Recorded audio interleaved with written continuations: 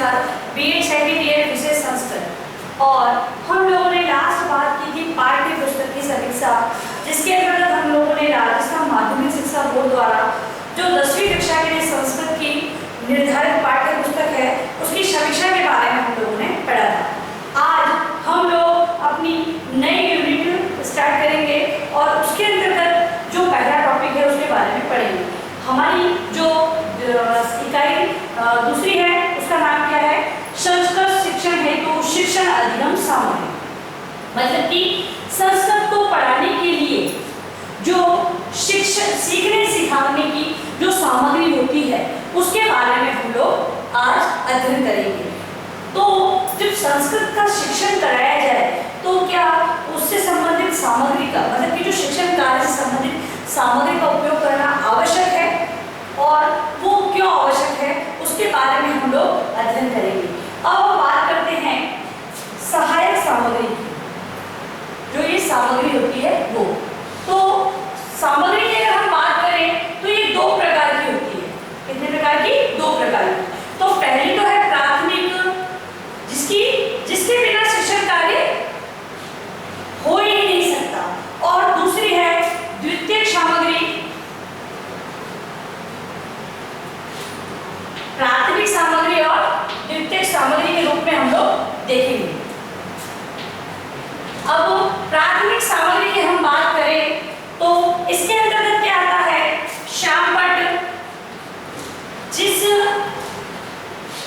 जहां पर मतलब कि किसी भी विद्यालय में जहां पर श्यामपट्ट है तो वहां श्यामपट्ट है, श्यामपट्ट हो सकता है। व्हाइट बोर्ड है तो व्हाइट बोर्ड की बात हम लोग कर सकते हैं।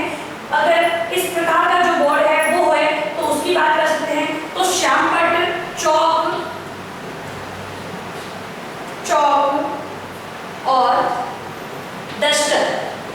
देखिए ये बोर्ड, ये डस्टर और ये चौक जो प्राथमिक सामग्री, इसके बिना शिक्षण कार्य हो ही नहीं सकता।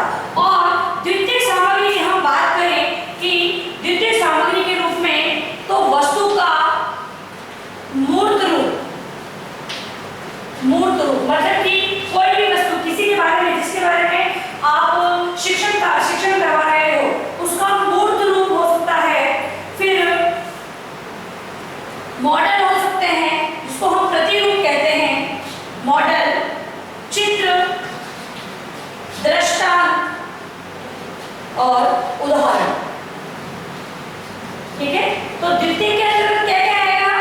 अगर द्वितीय सामग्री हम बात करें तो वस्तु का मूर्त रूप हो सकता है, मॉडल हो सकता है, चित्र हो सकता है, दृष्टांत और उदाहरण आते हैं। तो ये सारी क्या होती है?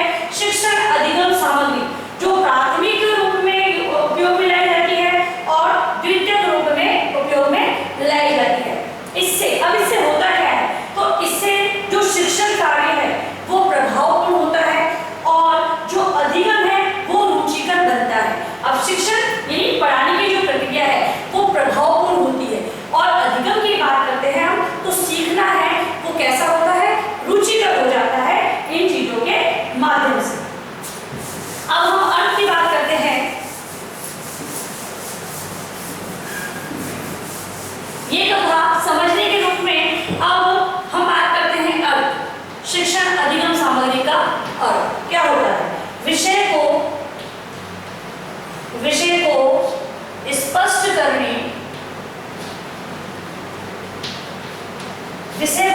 करने, तथा उसे आकर्षित, विषय को स्पष्ट करने तथा उसे आकर्षित और रुचिकर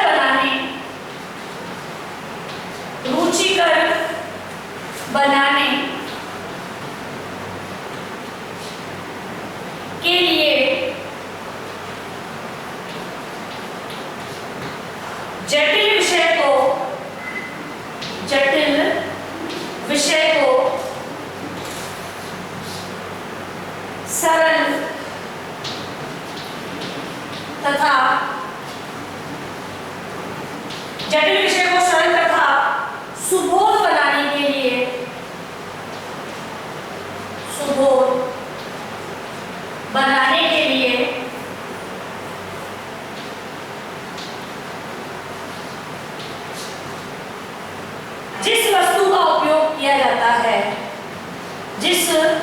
वस्तु का उपयोग किया जाता है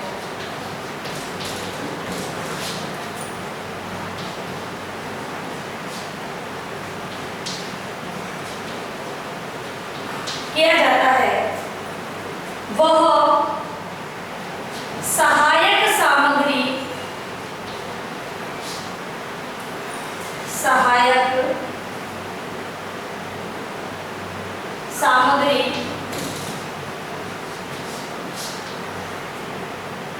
कहलाती है। अर्थ के रूप में हम एक बार समझ लेते हैं। अभी तक टॉपिक को समझा अर्थ के रूप में। अगर हम अर्थ कहें कि शिक्षण सहायक सामग्री का क्या अर्थ होता है, तो अगर अर्थ को हम लें तो किसी भी विषय को स्पष्ट करने, यहाँ पर हम संस्कृत विषय की बात करेंगे कि संस्कृत विषय के अर्थ को स्पष्ट करने, उसे आकर्षित, रुचिकर और सुबोध बनाने के लिए, मतलब कि किसी भी चीज को अच्छी तरह से जानना, सु मतलब अच्छा, बोध यानी समझना, उसको समझाने के लिए जिस वस्तु का उपयोग किया जाता है। पहले मैंने आपको प्राथमिक और द्वितीयक दोनों के बारे में बताया। तो यहाँ वस्तु की बात लें हम, तो वस्तु यानी कि जो द्वितीयक सामग्री है, चार्ट, मॉडल है, प्रतिरूप वगैरह, उसका प्रयोग किया जाता है, उसे क्या कहते हैं? सहायक सामग्री कहते हैं। तो ये बात हम लोगों ने देखी अर्थ के अंतर्गत कि किसी भी जो तथ्य है, विषय वस्तु है, उसे रुचिकर, सरल, सुबोध बनाने के लिए जिन वस्तुओं का उपयोग किया जाता है शिक्षण में, वो सहायक सामग्रियां कहलाती है। तो ये है अर्थ।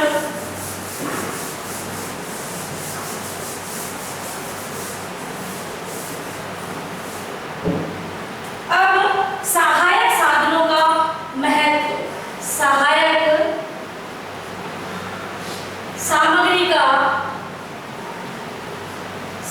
सामग्री का महत्व। भाई किसी भी चीज की इंपॉर्टेंस कब होती है? जब वो चीज मतलब कि उपयोग में लाई जाए और जिसकी आवश्यकता हमें हर वक्त पड़े, वही इंपॉर्टेंस कहलाती है। मतलब कि उसके अंदर कुछ ऐसी चीजें हो जिससे कि उसका उपयोग हम बार बार कर रहे हैं, तो वही महत्व को दर्शाती है। अब हम सहायक सामग्री की बात कर रहे हैं, तो सहायक सामग्री को दोनों को मैंने आपको बता दिया। अब इनका क्या महत्व है उसके बारे में हमको पढ़ेंगे। तो महत्व के बिंदुओं को कुछ हम लोग इस प्रकार से देखते हैं कि पाठ के अंश को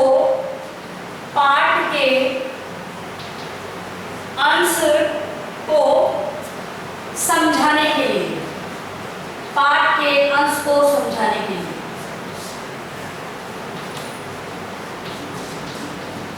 है या नहीं?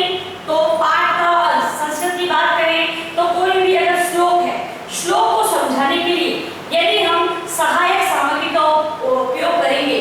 अब कोई भी श्लोक है, उनसे संबंधित अगर चित्रों के माध्यम से यदि हम समझाएं, भावार्थ के माध्यम से समझाएं, किसी भी प्रकार का हम समझाने के लिए सहायक सामग्री का प्रयोग करते हुए पाठ के अंश को समझाएंगे। पाठ का जो टुकड़ा है, पूरा पाठ नहीं लिखना, उसमें जो जो हमें लग रहा है कि इस पाठ के बारे में हम चित्रों के माध्यम से, मॉडल के माध्यम से समझा सकते हैं, उसका उपयोग सहायक सामग्री के रूप में हम कर सकते हैं। तो महत्वपूर्ण क्या है इसके अंतर्गत? पाठ के अंश को समझाने के लिए सहायक सामग्री महत्वपूर्ण है, क्या इंपॉर्टेंस है इसकी। फिर है देखने की अपेक्षा, देखने का प्रभाव सुनने की अपेक्षा अधिक होता है, अपेक्षा अधिक होता है। कैसे होता है भाई? तो देखना किसी भी चीज को, अब अगर मैं बात करूं कि ये पेन है, पेन के बारे में हम हर तरह से बात कर रहे हैं, लेकिन वही बच्चों को मैं ये पेन दिखाकर और फिर इस पेन के बारे में मैं बताऊंगी तो बच्चों को जल्दी समझ में आएगा। तो इस वस्तु के प्रयोग से, इस सहायक सामग्री के प्रयोग से मैंने बच्चों को पेन यानी कलम के बारे में बता दिया। अब अगर बच्चों को हम बोले क से कलम, अब क से कलम होता है, लेकिन बच्चों को हम ये चीज दिखाएंगे कि व्यवहार में इसका कहाँ प्रयोग है।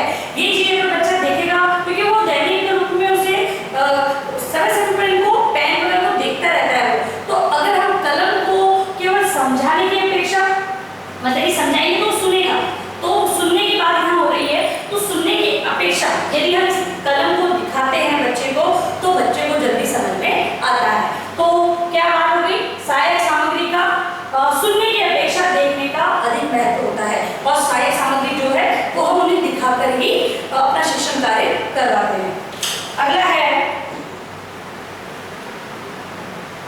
सहायक सामग्री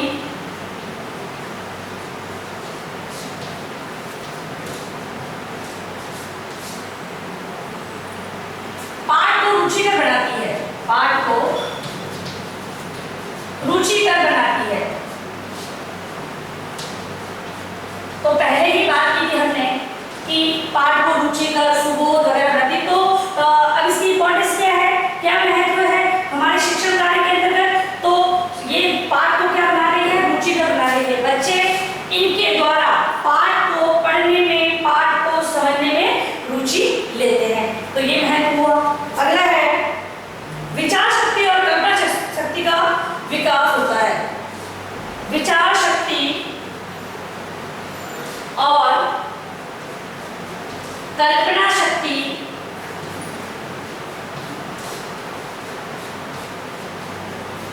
का विकास होता है। इसके द्वारा शिक्षण अधिगम सामग्री कह सकते हैं या सहायक सामग्री का उपयोग करने से विचार शक्ति यानी बालक हैं संबंधित अंश या पाठ के बारे में विचार विमर्श करने की शक्ति उनमें उत्पन्न होती है और उससे संबंधित अन्य तथ्यों की वो कल्पना करने लग जाते हैं। इसलिए उनमें कल्पना शक्ति का विकास होता है।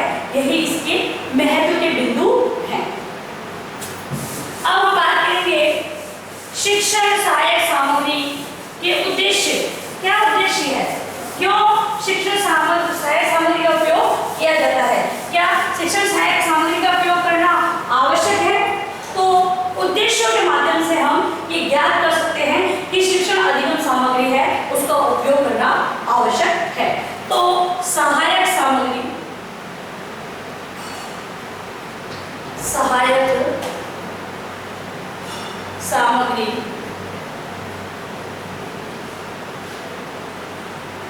के उपयोग के उद्देश्य, उपयोग के उद्देश्य, किन उद्देश्यों को आधार मानकर सहायक सामग्री का उपयोग किया जाता है? तो कुछ बिंदुओं के माध्यम से हम लोग समझते हैं। पहला है पाठ को रोचक बनाना, पाठ को रोचक बनाना।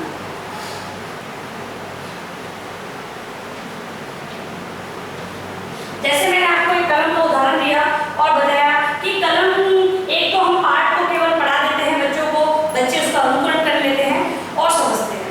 और एक बात हमने बात की कि एक कलम के बारे में अगर अध्यापक बता रहा है कि कलम का उपयोग कहाँ होता है, कलम कलम कैसे मतलब उपयोग में ली जाती है, किसी भी प्रकार से संबंधित एक हमने उदाहरण लिया कि जो कलम है, एक तो हम कलम के बारे में सिर्फ बता रहे हैं बच्चों को और दूसरी बात है कलम उनके सामने प्रस्तुत की गई और फिर उसके बारे में जानकारी दी गई। तो हमने जो कलम दिखाई है वो ज़्यादा श्रेष्ठ है या ज़्यादा महत्वपूर्ण है।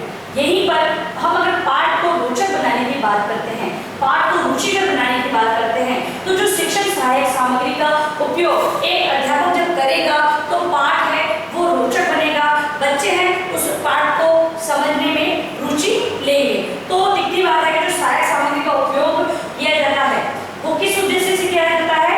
पाठ को रोचक बनाने के उद्देश्य से किया जाता है। नेक्स्ट है इसी में ध्यान पाठ पर केंद्रित करना, ध्यान पाठ पर केंद्रित करना। अब एक शिक्षक जब पाठ को पढ़ाता है, ठीक है, अगर मान लो किसी पाठ को एक अध्यापक पढ़ाता है, अगर संस्कृत का लो तो श्लोक पढ़ा रहा है, एक अध्यापक श्लोक पढ़ाता है, बच्चे उसको किताब खोलने देखते हैं, श्लोक को केवल देख रहे हैं, टीचर पढ़ा रहा है और वही श्लोक पढ़ा रहा है तो बच्चे समझ रहे हैं, ठीक है। लेकिन वही श्लोक एक अध्यापक चार्ट या मॉडल पर लिखकर उससे संबंधित चित्रों का उसमें समावेश करके बच्चों को समझाएगा। आप देखेंगे कि बच्चों को किसी भी चीज के द्वारा, कोई भी चीज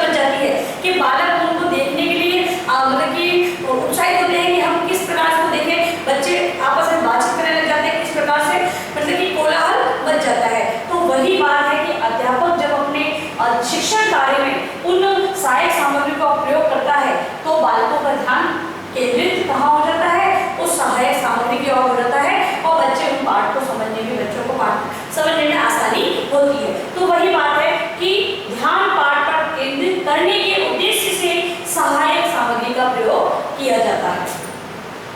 अगला बिंदु है गूढ़ बातों को समझाने के लिए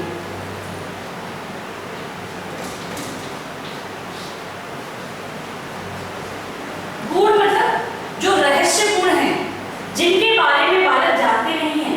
भाई शिक्षा का हम बोलते हैं कि जो शिक्षा दी जा रही है बच्चों को, जब पाठ्यक्रम का निर्माण किया जाता है तब हमने पहले से बात करी पाठ्यक्रम की, तो उसके अंदर हमने बात की थी कि बालक जो पाठ्यक्रम है वो निम्न स्तर का, मध्यम स्तर का और उच्च स्तर का, तीनों का समावेश उसमें किया जाता है। क्योंकि बालकों की जो प्रकृति होती है वो सभी बालकों की प्रकृति कहें या सभी बालकों की रुचि कहें तो समान नहीं होती है। तो उसके अंतर्गत कुछ कठिन पाठों का समावेश किया जाता है, कुछ सरल और कुछ मध्यम पाठों का समावेश किया जाता है। अब हम बात कर रहे हैं कठिन जो पाठ है, मतलब कि उनमें गूढ़ बातें, मतलब रहस्यपूर्ण बातें, या फिर हम कहें कि जो अगर छोटी कक्षा है तो वो छोटे छोटे शब्द पढ़ते हैं बच्चे, फिर उनको वाक्यों का आना पड़ता है। तो वाक्य अगर उसी कक्षा में बच्चों को दिए जाते हैं, फिर अगली कक्षा में उसका दोहरान कार्य दिया होता है।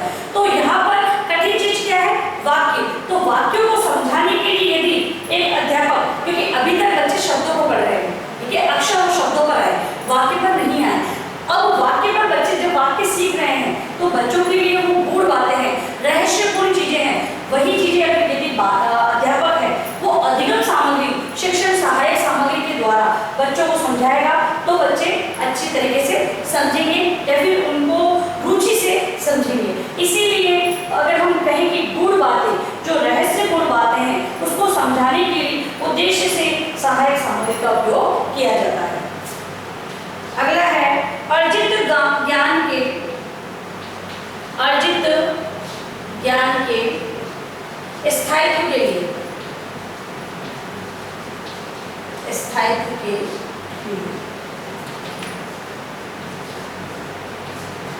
स्थायित्व मतलब किसी भी अर्जित मतलब जो इकट्ठा किया गया है, इकट्ठा किया गया ज्ञान है, उसको स्थायित्व यानी कि वो उसको स्थायी रूप या फिर एक बोले लंबे समय तक के लिए एक ही जगह स्थित रहना, वो स्थायित्व के लिए, मतलब कि बालकों को जो सहायक सामग्री है उनके द्वारा जो शिक्षण कार्य करवाया जाता है, जिससे बालक वो ज्ञान जो अर्जित करते हैं उसको स्थायी बनाने के लिए और स्थायी बनाने के उद्देश्य से सहायक सामग्री का प्रयोग किया जाता है।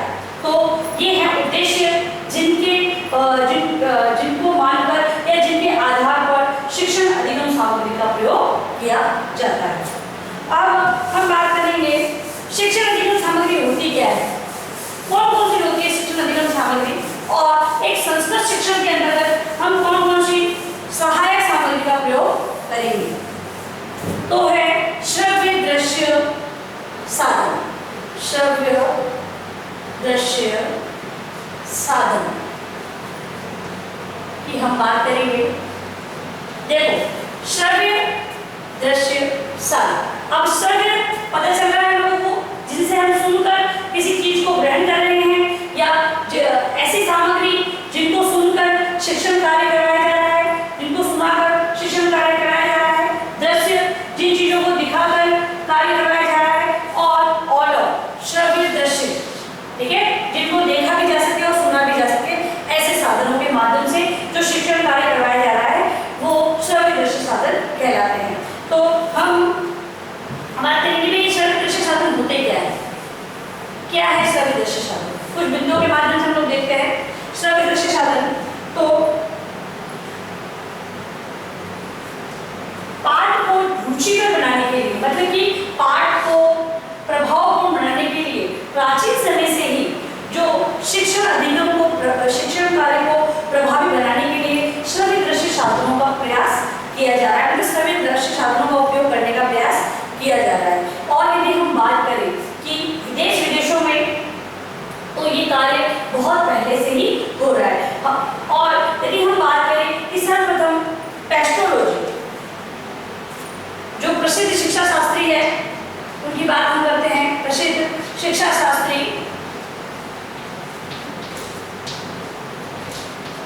एस्ट्रोलॉजी,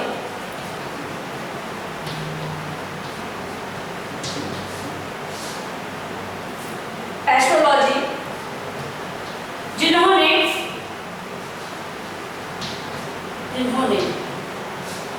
दृष्टांत या प्रधात या जिन्होंने प्रधात के प्रत्यक्ष रूप को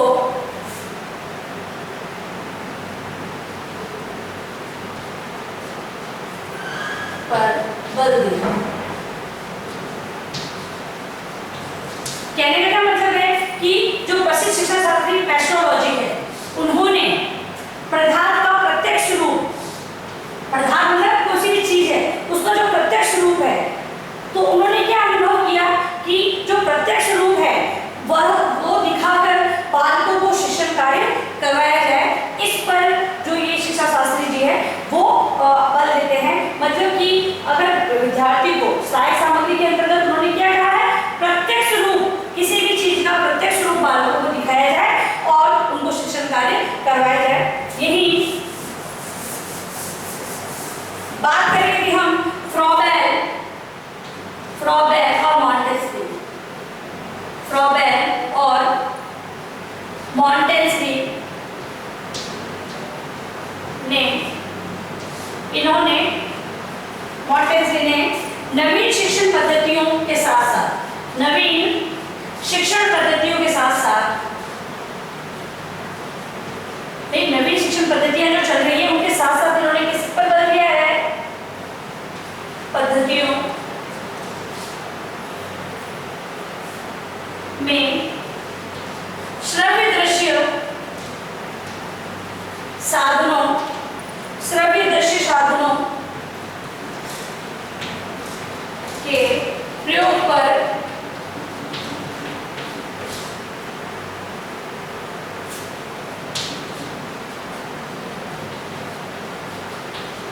प्रयोग को महत्वपूर्ण माना है। अब जब हम बात कर रहे थे एस्ट्रोलॉजी की तो उन्होंने किस बात पर बल दिया था कि जो तथ्य वगैरह हैं उसको प्रत्यक्ष दिखाओ, ठीक है। और यदि हम फ्रॉबेल और मॉन्टेस्क्यू की बात करते हैं तो इन्होंने श्रव्य दृश्य साधनों, मतलब कि जो नवीन शिक्षण पद्धतियां हैं उनके अंतर्गत उन्होंने श्रव्य दृश्य साधनों को महत्वपूर्ण माना है। उन्होंने श्रव्य दृश्य साधनों को शिक्षण कार्य के अंतर्गत जोड़ने की बात कही है। तो इस प्रकार अगर हम दोनों में डिफरेंस देखें तो जो एस्ट्रोलॉजी है वो प्रत्यक्ष चीजों की बात करते हैं और जो फ्रॉबेल और मॉन्टेस्क्यू है वो श्रव्य दृश्य साधनों की शिक्षण पद्धतियों के अंतर्गत बात करते हैं।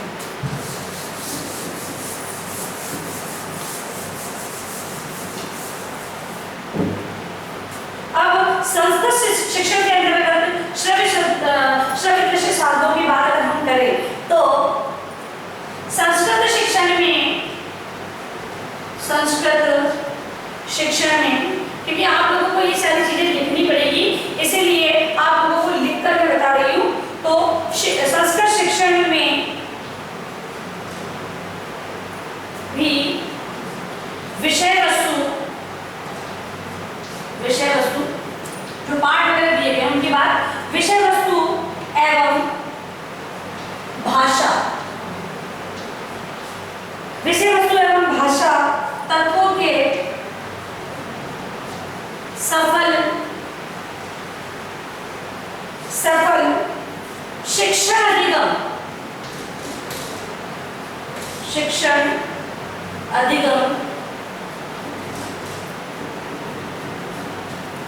अधिगम के लिए श्रव्य दृश्य साधनों का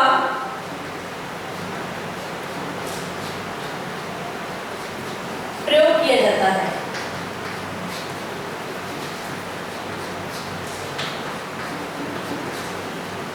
देखिए, जब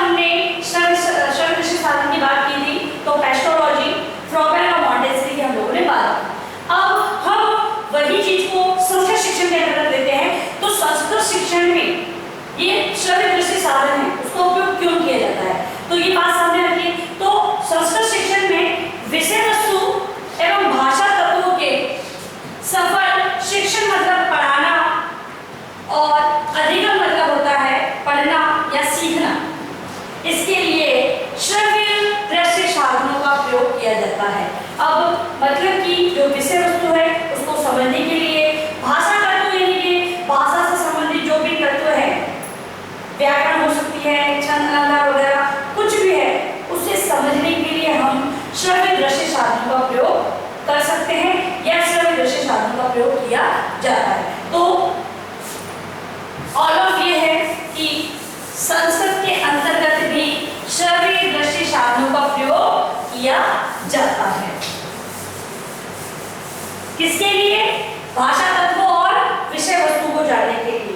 अब श्रव्य दृश्य साधन का अर्थ, श्रव्य दृश्य साधन का अर्थ, पहले तो हमने सहायक सामग्री की बात करी कि सहायक सामग्री क्या होती है, उसका अर्थ जाना। अब हम बात जानेंगे देखने, सुनने, श्रव्य सुनना, दृश्य देखना, सुनना देखना जैसे साधनों का क्या अर्थ है, ठीक है, उससे क्या मतलब है। तो श्रव्य दृश्य साधन, श्रव्य दृश्य साधन वे हैं या वे साधन हैं, वे साधन हैं जिनका प्रयोग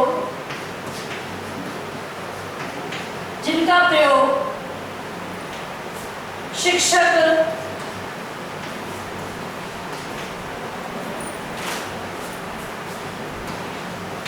कक्षा शिक्षण को रोचक, उपयोगी और प्रभावी बनाने के लिए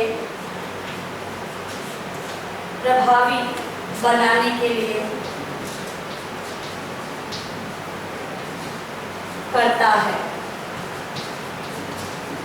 तो अगर हम अर्थ के रूप में देखते हैं श्रव्य दृश्य साधनों को, तो श्रव्य दृश्य साधन वे साधन हैं जिनका प्रयोग एक शिक्षक कक्ष में जो शिक्षण कार्य हो रहा है उसको रोचक, उपयोगी और प्रभावी बनाने के लिए करता है। तो यह है श्रव्य दृश्य साधनों का अर्थ। अब अंत में आप लोग ग्रह कार्य प्रश्न लिखेंगे।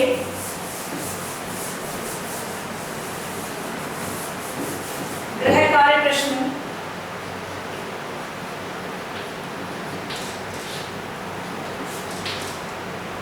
शिक्षण सहायक सामग्री को समझाते हुए, शिक्षण सहायक सामग्री को समझाते हुए श्रव्य दृश्य साधन का अर्थ लिखिए। शिक्षण सहायक सामग्री जो मैंने आपको आज बताई है उसके बारे में आप लिखेंगे